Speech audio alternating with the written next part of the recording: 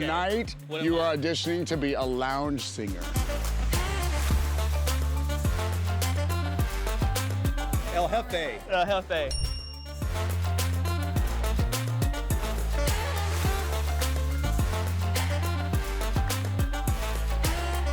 Let's do it. Boom. Hey, welcome back to the Desert Brew. I'm Gene. I'm Rashid. And this is season 2, episode 2. We got a Dose. We got an amazing show today. We are doing the Human Rights Campaign, which is actually, it's an annual event. It's 22nd garden party held at the Mary Pickford Estate. An amazing estate in Palm Springs. It's probably, if we have our way, one of those homes we're going to be showing when we start doing the like amazing homes of Coachella Valley that I got planned. And it's one of those homes that you put on your vision board. Other things on my vision board, though, is a good band. And we saw, I mean... The Gang Band? The Gang Band. The local band fixture, over 20 years in the desert, right? Over 20 years in the desert. These people play everywhere. It's sort of a 60s jazz throwback. Good feel. Yeah, they're at the casinos. We caught up with them during a recording at this secret recording studio where all the stars go. Can't tell you where that's at. Oh, but that's on the bottom. We actually asked if we could sing backup. What do they say? I got straight up no. We have a great show for you guys. Stick around, let us know your thoughts, and we'll be back at the end of the show. See you on the other side. Yeah.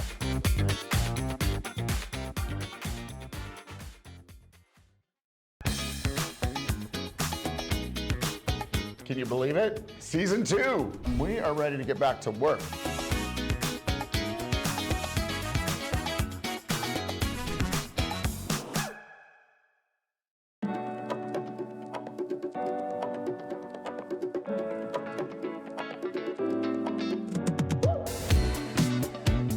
Welcome back to the Desert Brew. I'm Rashid. And I'm Gene. And we're here at the HRC Garden Party, 22nd annual. It's major. And we're here with Brian and Andy. Hey guys, welcome to the Desert Brew. You are here with us at the HRC Garden Party Human Rights Campaign. Andy, let's tell the audience a little bit about the Human Rights Campaign. Absolutely. The Human Rights Campaign is America's largest civil rights organization working for lesbian, gay, bisexual, transgender, and queer Americans in the country, the largest by far. And today's event is our biggest fundraiser of the region. We serve and operate a steering committee within the larger National Human Rights Campaign organization. We're one of 32 steering committees in the country.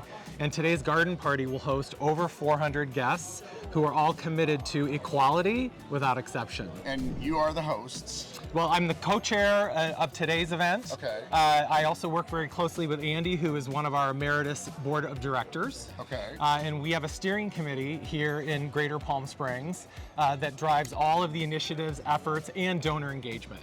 Tell them a little bit about where we're at, the estate.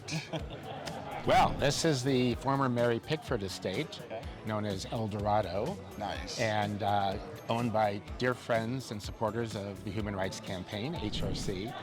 They were very kind to allow us to use the property today. We've been doing this for 22 years. It would be 24 if not for COVID. And I'm proud to say that every place that we've been in the past almost quarter century has been, each one has topped the one before. And they're just so beautiful and generous of the owners to allow us to come in with hundreds and hundreds and hundreds of people.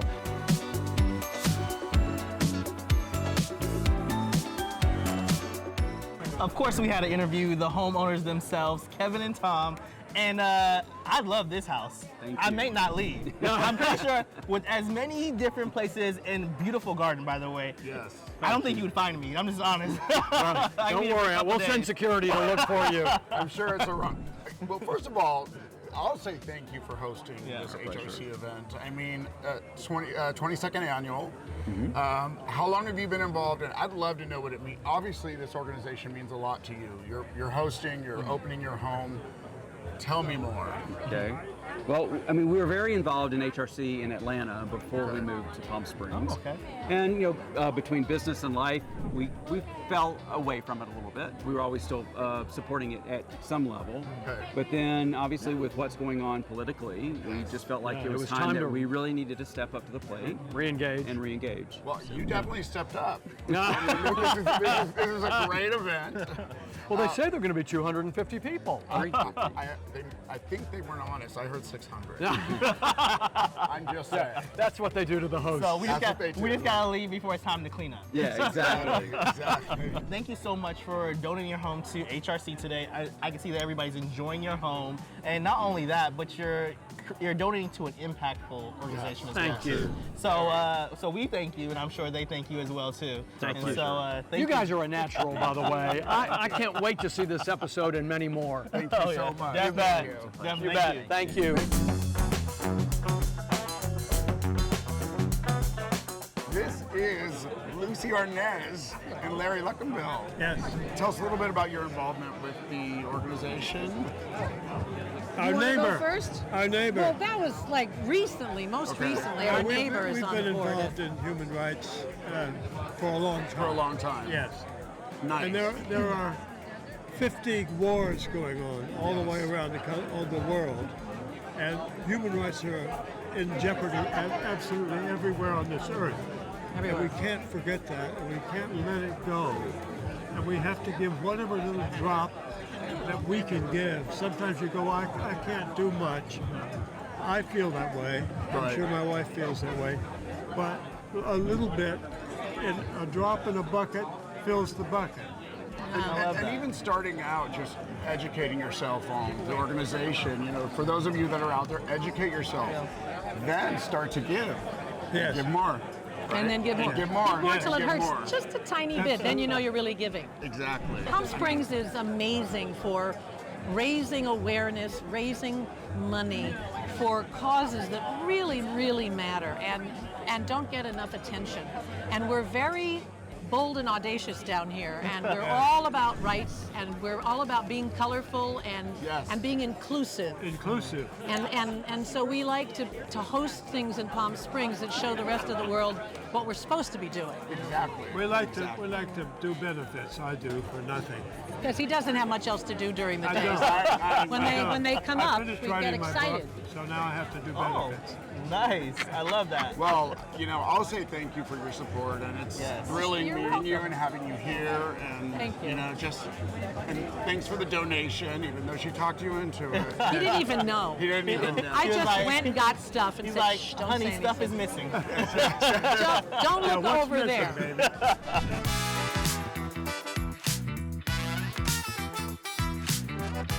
And of course, we're still at the garden party. They haven't kicked us out yet. Gene, he was on the edge. I was on the edge, but I was also hunting to meet a certain person today at this party. And of course, Mr. Bob Mackey. hello. I heard that you actually donated 2 of your pieces today. A couple of costume sketches that I did. Actually, they both were done for Cher, but one of them, Pink, also wore. She borrowed it from Cher. She went. They live close to each other, and she was. I'm going on some award show, and she says, "Have you got anything I could borrow?" I want to know a little bit more about your involvement with HRC in general. So Well, it's a new thing for me. it is okay. Completely new. It's a good thing to be new. I mean, No, it's yes. great. It's great. And we have to take care of ourselves. Absolutely. We really and each do. Other. And each other, absolutely. And each other. We thank you for your continued support of HRC, and we thank you for interviewing with us today, Yes, too. yes. Oh, my pleasure. Thank you. Thank you for asking so me. much. I'm a Thank little you, thank you. starstruck. I love Bob Mackey.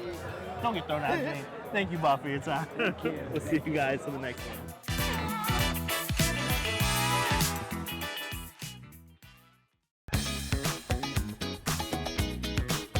Can you believe it? Season 2. We are ready to get back to work.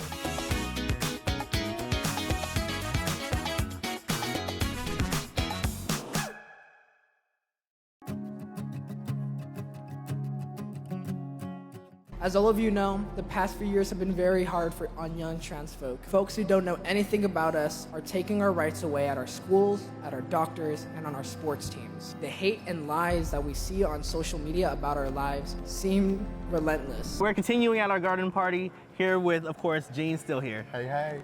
And now is joining us Stephen Jakumba. And Stephen, great to have you. Thank you. Thank you for having me. So we hear that you're not only here because not only does this organization touch you closely, but you have a story yourself. Absolutely. Love it. We'd love to hear it. So I am a member of the Human Rights Campaign Foundation's Parents for Transgender Equality Council. It's an organization of parents who have children that are gender diverse, non-binary, and in my case, transgender. 4 years ago, when my son told me that, well, not even 4 years ago, 6 years ago, Wow. when my son told me that he was transgender, I was completely lost. The year prior, I'd lost my wife to breast cancer. Wow. And so now I'm raising 4 kids and one who now comes out as transgender, and I was in a tailspin. I literally didn't know anything about what it was to be the parent of a transgender kid. I didn't even know what transgender was.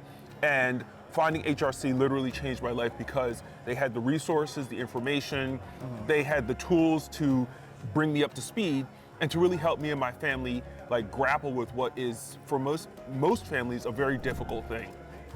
In this country, it's not really cool. Yeah. It's not really gauche to be a transgender person. And so having transgender children and having HRC help me to raise my children was really one of the most impactful things that has happened in my life. How did you know, or who led you to HRC as a resource when this came about? Yeah. Google.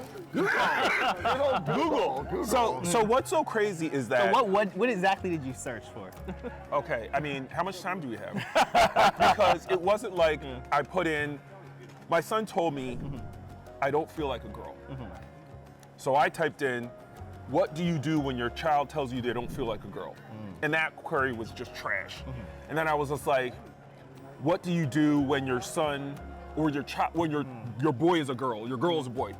And that didn't really, and it just took me query after query after query after query, and eventually I found a PDF that HRC published about supporting your transgender child. It was put out by HRC and the American Association of Pediatrics and the Endocrine Society, and it had everything that I was looking for. It put a name to what my child had told me, and it gave me tips on how to support your child. And that's literally the starting point.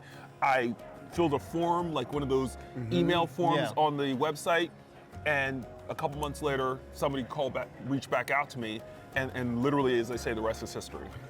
And what was that process like in terms of the understanding process? The understanding. Like, I'm just curious, how long until you feel like you've got a full understanding and you're able to talk about it now, which is great. So I don't think I'll ever have a full understanding because I'm a cisgender person. I'm a hetero man myself, and so I think my desire is to learn as much as possible. So it's been a continual process of learning. And I'm reading the histories of the transgender child right now. I brought the book with me because I think it's the kind of thing where you're never going to know enough. And so I constantly immerse myself in learning. But when I first found that document, literally it was like the Bible. It was like a 7-page PDF that became the foundation for my knowledge because it had the resource, it had footnotes that I could look to see what these studies were and where these doctors were and where these hospitals were and where the information was. And so that became the process that I continue to follow, literally even to this day, meeting transgender people. That has probably been the most valuable part of it because my son and I, we were an island. And so when I came to the first Time to Thrive and the first HRC convening, I met so many other families, so many other transgender people who could talk to me like, I have a trans son. I don't know anything about what it is to be a trans man, so I can't give my son the guidance that he needs from an experiential perspective. I can talk to him about dating, I can talk to him about I can talk to him all from a very cishet perspective, and so I wanted to make sure that I wasn't depriving him by just thinking, oh, he's a boy and everything's the same, because it's not. And I would be remiss if I did not accept that there were differences in how he was going to have to be raised and how he's going to have to learn to navigate life that I couldn't necessarily teach him. I'm also curious, your other children. It's interesting. Children are far more accepting, far more open and aware of fluidity, of gender fluidity than adults. We become very like stuck in our ways. We're very set in our ways. We don't have that kind of expansive thinking that allows them to accept other people as they are without judgment, without putting them off, without having to question the veracity of what they're telling you. They didn't have to be taught anything because as children, they just know that life isn't necessarily what you see, it's how you feel and what you get from other people in your interactions. And so they just embrace them from the door. So they are the generation of HRC. They are the generation of HRC. Absolutely. I love that. Absolutely. Amazing story. And I think it's beautiful as a father of what you continue to do. Look at you stealing handshakes. I'm just saying, I saw a hand. And I saw a hand. I was like, oh, let me make sure that I get my dad. Okay, go ahead. I got a hug. There you go. Steven, thank you so much. Thanks, guys. Thank you so much for being here. Absolutely. Thank you for having me.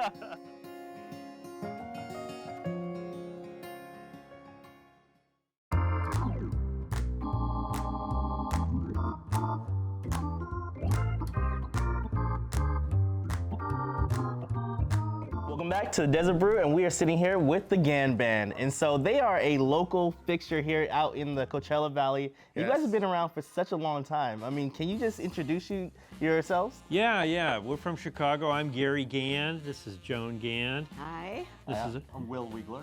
Also from Chicago, and we play together in Chicago. You guys are bringing something different to the desert, something that, somebody visiting can relate. And I mean, the music's, who doesn't love the period, right? It's mainly 60s, rock and roll. Tell us a little bit about the music and The music, we like to call ourselves the intersection of where soul meets rock. Love that. And because we grew up with soul music, we grew up, in the Midwest, and there was a lot of Motown going on, plus a lot of 60s rock, and we just sort of melded that together in our approach to music, and we love doing that.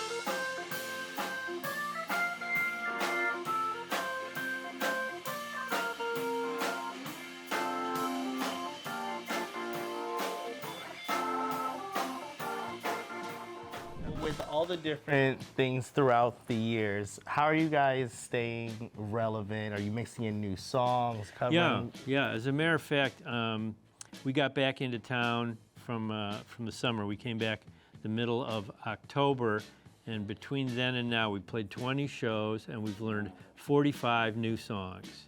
So, for example, we just did a Blues Brothers holiday spectacular at the casino last week, which is the song we're recording today. We're calling it Red and Green Onions, and it's all Christmas carols but done in our style. And we have a show coming up in February at PS Underground, which is called 1963. All the songs are from 1963, and 1963 is the year that pop music went from folk music to rock and roll. So you'd be hearing the Beverly Hillbillies theme, and then you'd hear I Want to Hold Your Hand by the Beatles. You'd be hearing Wives and Lovers by Jack Jones, and then you'd be hearing Surfin' USA by the Beach Boys. So all of that stuff happened in the year 1963. So that's coming up in February. We're also doing a Beatles and Beyond show for Modernism Week at the Cultural Center in Palm Springs. So it's not going to be your usual Beatles stuff. It's going to be beyond. It's going to be the stuff that you don't normally hear. And it's going to have more soul, like we talked about. Yes. Well, I saw what you did with the Christmas songs. That's soul. Not the Christmas songs I would listen to as a kid, that's for sure. So February, PS Underground. You know what? I think that we will commit right now to being there with you guys, and we're gonna film, and everybody can come in. Do we know what date yet? Yeah, we have dates, but can we remember them? Tell you what, we're gonna put them on the website. Yes. It's President's Day. President's Day. 1963 is the show. That's the name of it. Right. And it's on President's Day and the Tuesday after that. Okay. So on President's Day, come join the Desert Brew. We're gonna be there. We're gonna film. The GAN Band. He will buy everybody a free drink. Yeah, the first the first Two people? people within 30 seconds. Yeah. Just get there quickly. Just put it on his tab. Yeah. If the doors are locked, the time still goes. Exactly. So thank you so much, Gan Band, and they can check out your music on Apple Music, I believe, right? Yeah, and Spotify. I think Spotify seems to find us better, so let's go with that. The Gan Band, it's www.theganband.com. You guys have got to check it out, and the greatest thing is that you can check it out on Spotify or Apple, then you can see them live, and that's a whole nother experience. You guys, thank you. Thank you. Amazing. Thank you. Feel honored to have interviewed you guys. And we'll let you guys get back to work now. Okay. All right.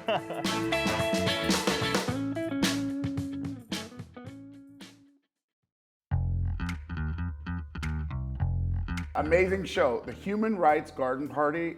I mean, to meet Lucy Arnaz. Yep. First of all, I love Lucy, and I loved her in the Lucy show. Her husband, Larry, from The Boys in the Band. Great guy, great guy. I mean, he did a lot of other amazing films, and that's just one that comes to mind. He's actually writing a book, and we're going to catch up with him when his book is finished. Yep.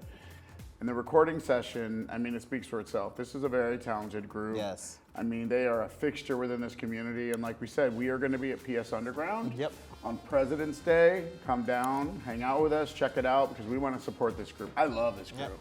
Exactly. I love this group. Great energy, great skill set. And we have to even talk to them a little bit about their history of coming together. So, and plus, look, they're a band and a talent that we highlighted here that you can actually go out and touch. Exactly. Don't touch them, but I mean go and enjoy the music. Are you on restriction? Can't touch people? No way. Anyway, we'll see you next week. See you guys next week.